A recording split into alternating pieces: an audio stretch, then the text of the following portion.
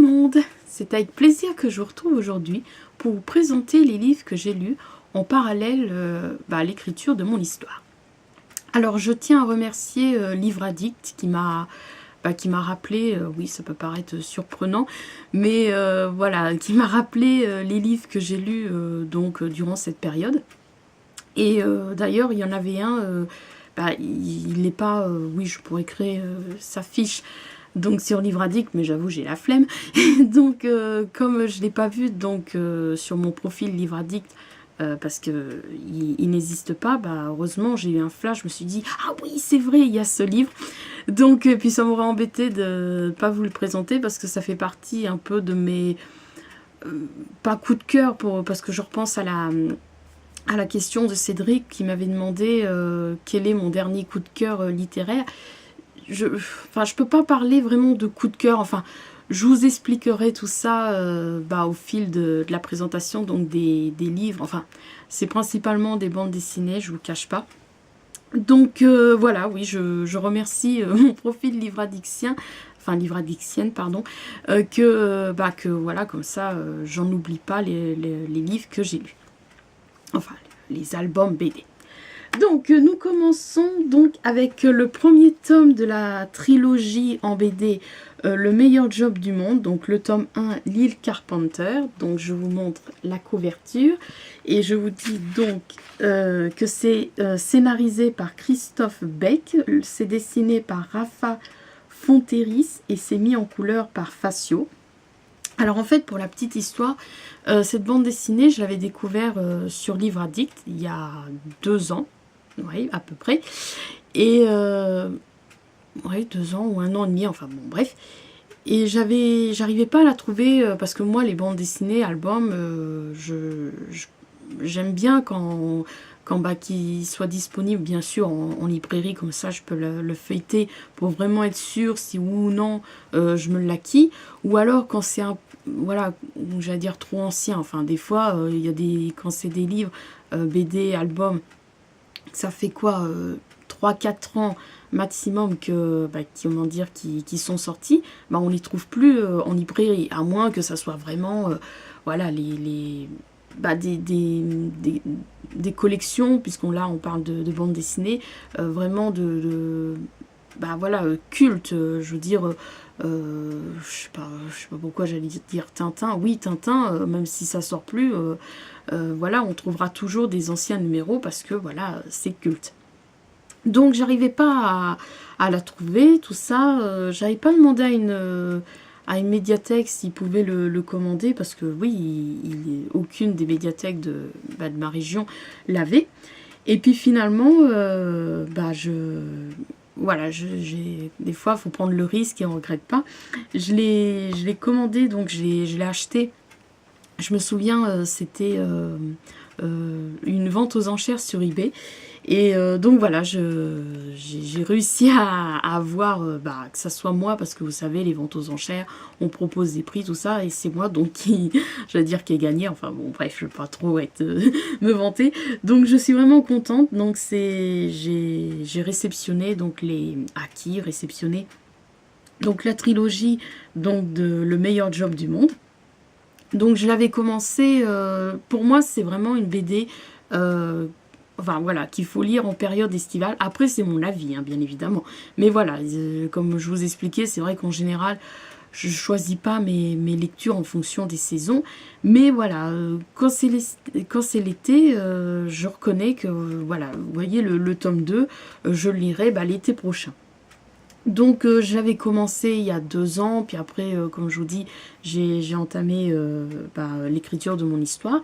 Et en fait, comme quoi, hein, c'est malheureux, mais bon, je l'ai vraiment repris là dernièrement, parce que durant cet été, il y a eu mon ordinateur, enfin c'était pas ma batterie, enfin il y a je sais plus ce que c'était, je vais pas perdre de temps à chercher. Est tombé en panne, donc le temps que mon père aille en acheter une, voilà, je pouvais que lire pendant ce temps-là.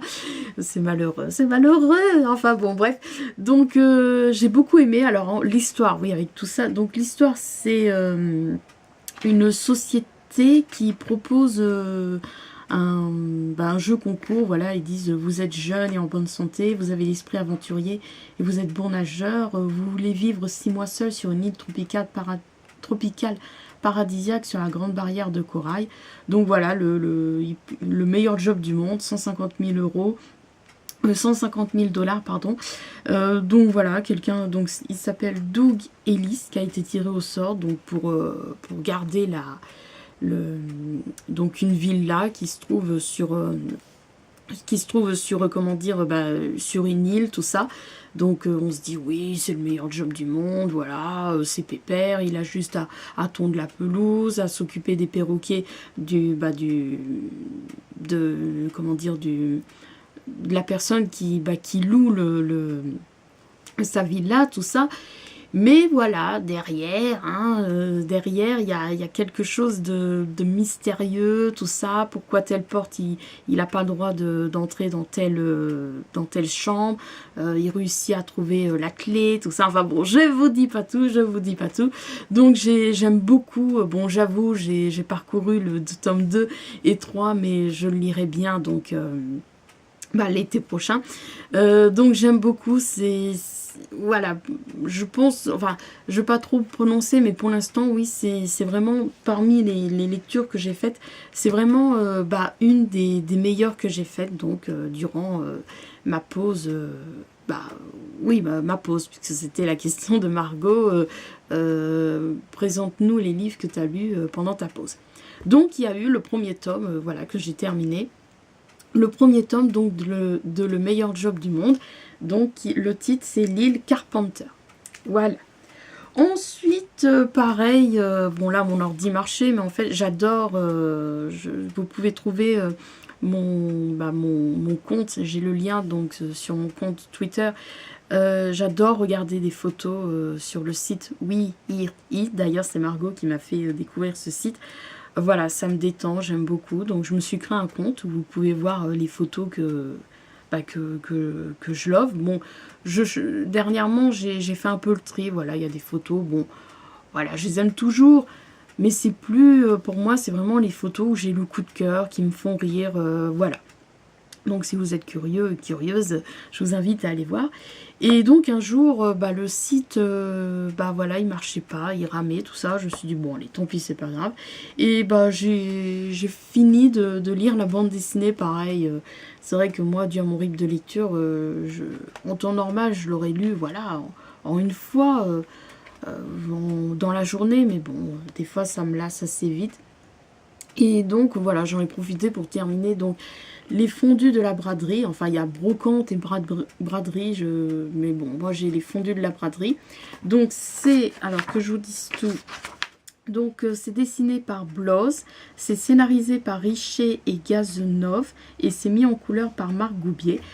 J'aime beaucoup, je dirais pas que je suis fan parce que j'ai pas toute la collection des fondus, mais j'aime bien, c'est marrant, en fonction des histoires. Là. Donc ça, c'est le premier que j'ai acheté parce que j'adore faire les brocantes. J'ai aussi les fondus du portable, j'ai les fondus de la rando. Dernièrement, je me suis acheté les fondus du chocolat. Et donc voilà, il y en a d'autres, mais les autres, ils ne me tentent pas. Voilà, il y a les fondus de la moto, les fondus du jardinage. Enfin bon, je vous invite à aller voir si vous êtes curieux et curieuse. Donc voilà, une des lectures que j'ai terminées durant ma pause. Ensuite, ah oui, j'ai pris ma petite anti-sèche parce que comme je vous dis, il y a des livres que... il y a un seul livre que j'ai pas pu emprunter. Donc je vous expliquerai ça plus tard. Donc là, je vous présente les livres qui sont disponibles et après, je vous raconte la petite anecdote. Ensuite, j'ai lu donc les Salmanie du chat hypocrite. Donc écrit et illustré par Hélène Lasserre. Enfin, je sais plus si c'est... oui, voilà, c'est écrit par Hélène Lasserre et Gilles Bonotto et c'est dessiné par ce dernier. Donc voilà, je ne veux pas trop m'attarder sur ce petit album parce que je l'ai critiqué, donc je vous mettrai le lien de ma critique en barre d'infos. Donc idem pour les vacances du chat hypocrite, donc toujours écrit par Hélène Lasserre et Gilles Bonotto et illustré par ce dernier. Ensuite, donc c'est le livre que j'ai emprunté, donc c'est pour ça que j'ai un peu retardé, que j'avais lu, en fait je l'avais découvert un jour que j'étais allée à la librairie des écoles, et oui, il me semble, où j'avais découvert sur Livre Addict, enfin bon bref, mais je sais qu'il était à la librairie des écoles, mais ça me disait rien de l'acheter, puis d'ailleurs, voilà, j'allais pas mettre 13,50 €. Donc voilà, c'est Le Pays d'avant de Martine Delerme. Donc je suis contente que la médiathèque d'Amélie l'ont, donc j'y suis allée là cet été, tout ça, ou avant, enfin bon bref, et je l'ai lu, j'ai trouvé ça très mignon, ça m'a fait penser à Comme le soleil de Jérôme Lambert. Donc voilà, je trouve ça très mignon, je remercie la médiathèque d'Amélie de l'avoir lu, parce que bon, oui je l'ai aimé, mais je me l'aurais pas acheté. Donc voilà, Le Pays d'avant de Martine Delerme. Et je pense que c'est elle qui l'a également illustré. C'est pas précisé, mais voilà, je pense. Ensuite, j'ai lu... Ah oui, oui, là vous allez voir, il y a beaucoup de chats, mais je précise, c'est pas mon animal préféré. C'est le corbeau, comme vous le savez. Et j'apprécie aussi le renard et l'écureuil. Bon bref, donc j'ai lu La fabuleuse vie secrète de Fred, donc de Posy Simmonds, que j'avais réceptionné lors du swap le album BD manga. Je vous mettrai en barre d'infos le lien donc de l'article de mon blog si vous voulez voir les livres que j'avais réceptionnés. Donc voilà, pareil, je suis contente de l'avoir eu lors d'un swap parce que je ne me le serais pas acheté. Je sais qu'il est à la médiathèque d'Orléans. J'y suis allée qu'une fois, elle est assez grande. Mais voilà, ou alors il aurait fallu que j'y aille, que je parte le matin et que j'y aille que pour le lire. Oui, effectivement, j'aurais eu le temps. Donc voilà, je suis contente de l'avoir lu de l'avoir eu lors de ce soir. Donc, La fabuleuse vie secrète de Fred de Posy Simmonds. Nous continuons avec les albums, avec l'album de Jérôme Lambert, donc écrit, oui, enfin il y a très peu de, vous voyez, il n'y a qu'une bulle à chaque fois. Mais bon, et c'est illustré par Soledad Pravi.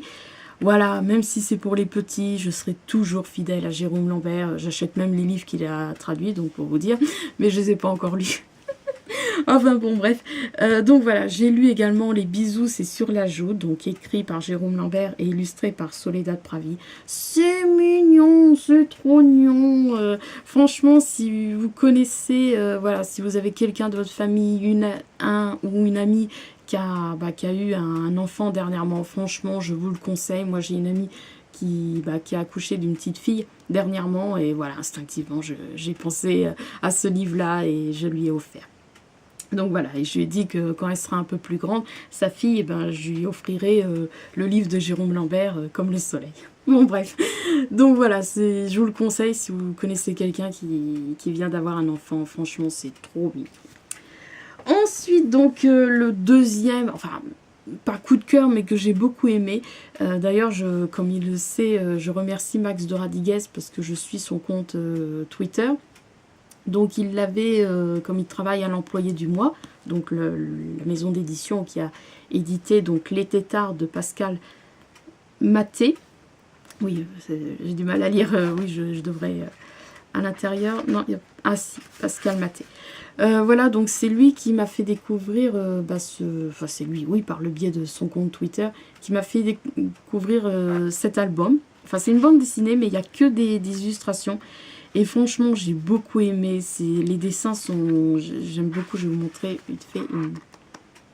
Franchement, puis j'aime bien quand c'est en noir et blanc. Pour moi, c'est plus beau, les couleurs... c'est plus beau donc quand c'est en noir et blanc. Donc franchement, j'ai beaucoup aimé cette bande dessinée. Donc Les Têtards de Pascal Maté. Voilà. Et enfin, décidément, cette année, c'est l'année où j'ai tout fini. J'ai fini d'écrire mon histoire, j'ai fini de regarder la série MacGyver. Et j'ai terminé, voilà, la série Nathalie, donc le tome 20. Ça faisait 5 ans que je l'avais acheté, mais puis je sais pas pourquoi je tardais. Après, c'est vrai que ça m'avait foutu un coup parce que il y a... L'année dernière, je crois, ou il y a 2 ans, je sais plus, je disais, bah quand même, ça fait un moment qu'il n'a pas sorti d'album. Bon, il n'en sort pas tous les ans, mais voilà. Et en fait, j'ai appris que le dernier, enfin que le tome 20, donc Miss Monde, était son dernier. Donc ça m'a foutu un petit, enfin ça m'a un petit peu fait un pincement au cœur. Et donc voilà, je l'ai terminé là dernièrement. Je regrette pas de... Je me disais que si je l'aurais découvert là dernièrement, donc à cet âge-là, 29 ans, je sais pas si je l'aurais apprécié. Donc je suis contente de l'avoir découvert il y a 20 ans, oui, je l'ai découvert, j'avais, je sais pas, 9-10 ans par là. Donc je suis contente, elle m'a accompagnée donc durant 20 ans. Donc voilà, j'ai terminé de lire le tome 20 de Nathalie, Miss Monde. Et donc le dernier que j'ai pas sur moi, donc voilà, hier je suis allée à la médiathèque de Chalette. Ils disent qu'il est en rayon, mais en fait il l'avait mis de côté parce qu'un des bibliothécaires me racontait que ce week-end, samedi, il allait avoir un forum sur l'homoparentalité. Et donc ils avaient pris ce livre-là pour montrer, voilà. Donc c'est l'album Jérôme Parker, écrit par Thomas Scotto